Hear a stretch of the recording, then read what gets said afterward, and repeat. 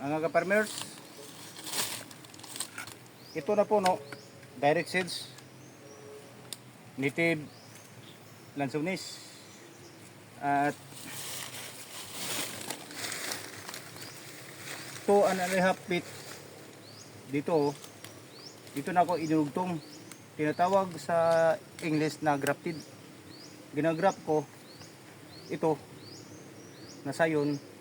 Ito ang lungkong Bisaya at saka lungkong. Oh mga katiis oh. Oh. Ito ang dugtong oh. Kaya mga katiis ako, farmer pa.